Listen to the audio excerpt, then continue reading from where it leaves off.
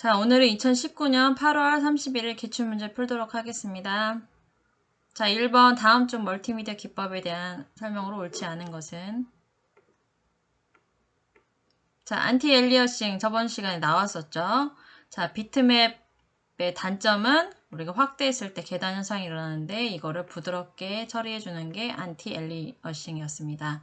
자, 두 번째, 컴퓨터 그래픽에서 3차원 질감을 넣음으로써 사실감을 더해주는 것은 뭐라고 했죠? 사실감. 자, 렌더링이라고 했습니다. 렌더링 써주세요. 렌더링. 자, 그래서 답은 2번이 되겠고. 자, 디더링은 지금 무슨 뜻이에요? 제한된 색을 조합하여 음영이나 색을 나타내는 것으로 여러 가지 색을 최대한 나타내는 기법이다. 예를 들어서 GIF 같은 경우에는 256 색깔밖에 쓰지 못하는데 GIF 디더링을 해주면은 조금 더 색깔을 많이 씀으로써 더 자연스럽게 표현할 수 있게 됩니다. 자, 모핑은 한 이미지에서 다른 이미지로 변화하는 과정을 뜻합니다. PPT에서도 화면 전환할 때 모핑 효과를 쓰면 굉장히 세련되게 표현을 할 수가 있고요. 그 다음에 영화에서 우리가 한 사람 이미지가 다른 사람 이미지로 이렇게 바뀌는 거 혹은 사람이 구미호로 바뀌는 과정을 우리가 모핑 효과로 나타낼 수가 있습니다. 자, 두 번째, 초고속 인터넷을 사용하여 우리가 동영상 콘텐츠라든지 정보 서비스를 다운받아서 우리가 쓸 수가 있는데, 자, 이 중에서 속하는 게 뭐가 있죠? IPTV가 있습니다. 자, 선생님이 BTV를 쓰고 있는데 여러분들은 뭘 쓰고 있나요? LG 플러스 KT와 같이 그런 걸 가입을 하면 여러분들이 아무 때나 내가 원하는 때 TV 다시 보기라든지 영화를 볼 수 있게 됩니다. 자, 그럼 1번 VoIP는 V가 보이스를 의미해요. 그래서 인터넷 전화를 의미합니다. 인터넷 전화. 자, 3번 IP 버전 6라고 하는 것은 IP 버전 4에서 우리가 IP 주소를 쓰다 보니까 주소가 부족하다 보니까 우리가 버전 6가 나오게 되는 것입니다. 자, 차이점 알아두세요. 버전 4 같은 경우에는 32비트를 쓰고 있습니다. 32비트.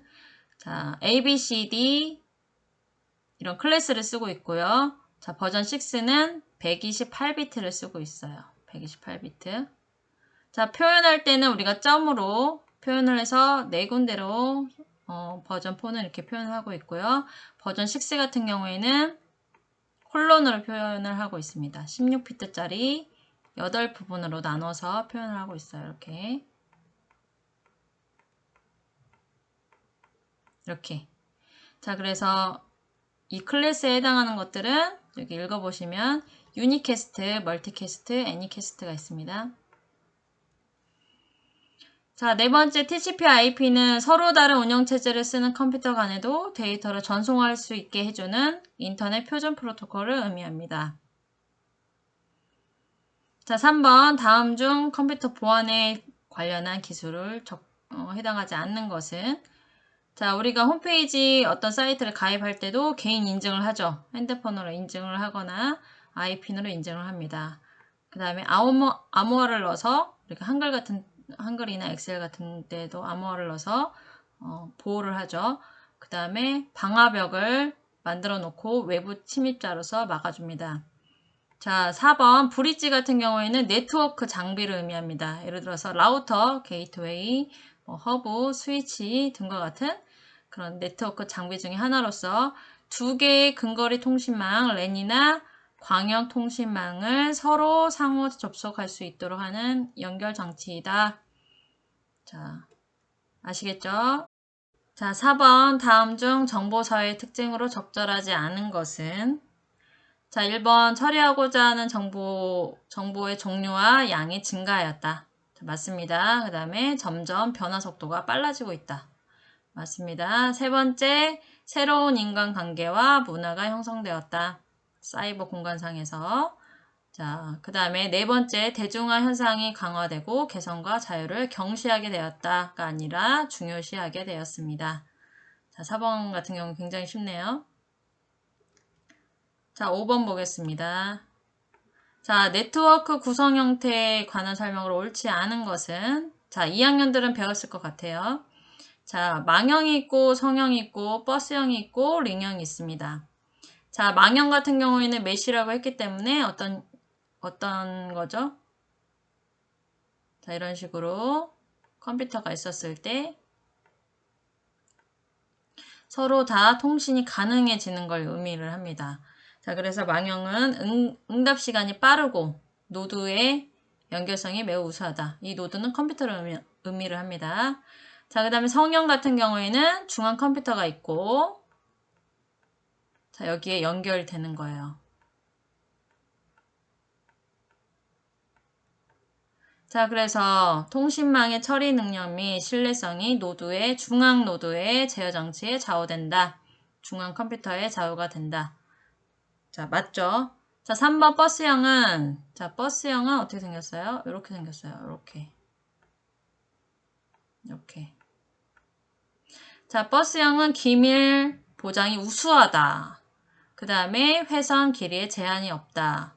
라고 했는데, 지금 버스형을 보면은 하나의 통신 회선에 여러 노드를 연결이 가능하고, 그 다음에 맨 끝에는 종단 장치가 필수이고, 설치 제거가 쉽다. 그리고 길이에 제한을 여기서는 없다고 했는데 제한을 받습니다. 받고 기밀 보장도 매우 어렵습니다. 그래서 중간에 하나가 고장 나더라도 상관이 없죠. 자, 그래서 답은 3번이 되겠습니다. 4번 링형 같은 경우에는 어떻게 되죠? 이렇게 반지 모양으로 이렇게 됐을 거예요. 반지 모양 이렇게. 자, 이 중에서 어느 하나라도 고장이 났어요. 이게 고장 나면 어떻게 돼요? 여기에서 지금 A에서 지금 C로 넘어가려고 하는데 지금 B가 고장이 났죠. 그러면 전체 통신에 영향을 미치기 때문에 만약에 한쪽 방향만 통신이 된다면 영향을 미치기 때문에 링형은 그런 점이 단점이 되겠습니다. 구성 형태의 토폴로지 다시 한번 살펴볼게요. 랜의 장치 간 접속 형태를 의미합니다. 자, 성형은 스타형 중앙에 컴퓨터가 있고요. 그 다음 망형, 그 다음 버스형, 그 다음 링형, 루프형 혹은 트리형, 계층형이 있습니다. 자, 망형과 같은 경우에는 어떻게 되죠? 이 선들이 굉장히 많기 때문에 한 노드가 고장이 나도 다른 네트워크에 영향을 주지 않는 대신에 굉장히 구축 비용이 많이 듭니다. 자, 두 번째 스타형, 성형, 중앙 집중형, 방사형이라고 하는데 서버 컴퓨터가 모든 클라이언트를 관리하는 방식입니다. 자, 중앙 컴퓨터가 고장 시에 클라이언트가 마비가 됩니다.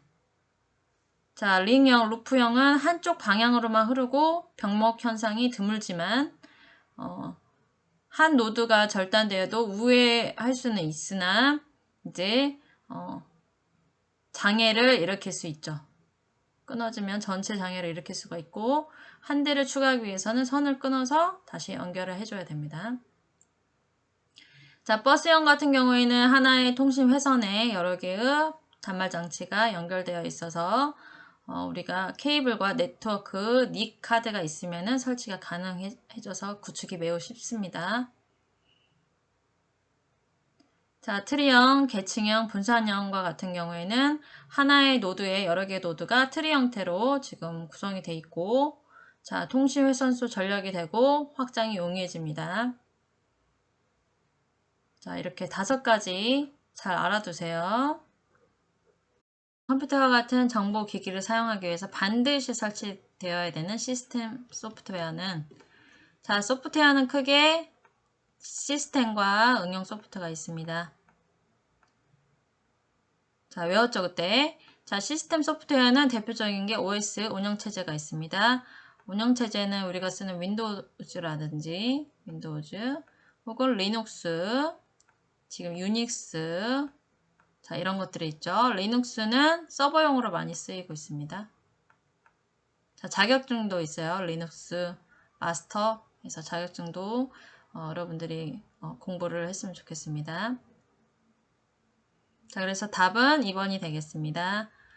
여기서 컴파일러가 있는데 예를 들어 C 언어 같은 경우에는 여러분들 배우고 있죠. C 언어는 예를 들어 소스가 100줄이 있었을 때 100줄을 모두 컴파일한 후에 오류가 있으면 내가 찾아야 돼요. 찾은 다음에 기계어로 바꿔주는 역할을 하는 거죠. 그렇기 때문에 어때요? 오류가 많이 발생할수록 시간이 굉장히 길어지겠죠. 근데 인터프리터를 쓰는 파이썬 같은 경우에는 한 줄씩 번역을 합니다. 그래서 오류 찾는 데는 굉장히 쉬운 프로그램입니다. 한 줄씩 번역하고 기계어로 바꿔줍니다. 자, 아시겠죠? 그다음에 유틸리, 여러분들이 사용자가 쉽고 편리하게 쓸 수 있도록 하는 계산기라든지 화면 캡처, 메모장 같은 게 유틸리티에 해당이 되고, 라이브러리 같은 경우에는 여러분들이 파일의 집합에서 우리가 문서라든지 사진이라든지 혹은 동영상 같은 거를 모아놓고 우리가 볼 수 있도록 하는 거죠. 웹 브라우저의 기능에 관한 설명으로 옳지 않은 것은 지금 익스플로러도 쓰고 크롬도 쓰고 있죠. 자, 이거에 대한 기능에 대한 설명으로 옳지 않은 것은, 자, 그럼 한번 살펴보겠습니다. 자, 도구의 인터넷 옵션 가보면은 우리가 시작 페이지를 설정을 해줄 수가 있고, 그 다음에 임시 파일이라든지 여러 번 페이지 목록, 쿠키, 저장된 암호들을 삭제를 할 수가 있습니다. 그 다음에 색깔, 언어, 글꼴을 정해 줄 수가 있고요. 자, 보안에서는 내가 어떤 수준으로 보안 수준을 결정할지 해줄 수가 있고, 개인정보, 내용, 그 다음에 연결, 프로그램, 자, 고급에서 멀티미디어 한번 볼게요. 멀티미디어 같은 경우에는 웹페이지에서 소리나 애니메이션을 재생할 수 있도록 해주는 것입니다. 자, 그래서 1번 편집기를 선택할 수 있다는 지금 틀렸죠. 자, 전자우편을 보내거나 FTP 서버에 접속할 수 있다. 파일 트랜스퍼 프로토콜 서버에 접속해서 우리가 파일을 보낼 수 있다. 맞습니다. 자, 웹페이지를 우리가 컴퓨터에 저장하거나 인쇄할 수 있고, 자, 자주 방문하는 웹사이트 주소를 관리할 수 있습니다. 자, 뭐로 할 수가 있죠? 즐겨찾기를 추가해서 우리가 할 수가 있습니다. 자, 8번. 자, 다음 중 정보통신 시스템의 구성 요소에 대한 설명을 옳지 않은 것은, 자, 클라이언트 서버 방식하고 동배간 처리 방식은 자, 전송 방식이 아니고요. 네트워크 혹은 연결 방식 이렇게 적어 놓으세요. 자, 혹은 운영 방식이라고 합니다. 자, 그래서 우리가 중앙 컴퓨터가 있고 사용자가 있었을 때 우리가 서버랑 클라이언트랑 얘기를 하는 거고, 동배간이라고 하는 것은 우리가 P2P라고 해가지고 동등한 입장에서 서로 필요한 것들을 보내줄 수 있는 것이죠. 자, 그래서 작은 규모의 네트워크 상에서 우리가 네트워크를 연결하는 방식입니다. 자, 데이터 전송계랑 처리계가 있는데, 전송계는 이동을 담당하는 여러 장치들을 포함한다. 자, 처리계는 하드웨어와 소프트웨어가 거기에 해당이 된다. 자, 단말장치 컴퓨터는 우리가 에러 제어 기능이 있다는 맞습니다. 그 답은 1번이 되겠습니다. 데이터 전송 방식에는 병렬하고 직렬이 있어요. 자, 하나의 한 비트로만 가는 게 직렬이었고, 병렬은 고속도로처럼 한꺼번에 보낼 수 있는 게 병렬이기 때문에 병렬이 훨씬 더 속도가 빠르다고 했습니다.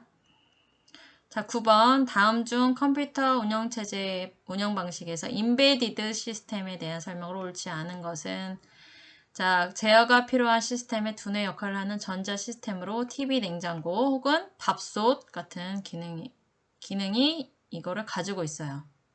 자, 그럼 밥솥은 자, 어떤 기능을 가지고 있죠? 자, 인베디드 시스템이란 자, 어떤 특정한 처리를 하기 위해서 전용으로 설계된 내장된 시스템이라고 말할 수가 있다.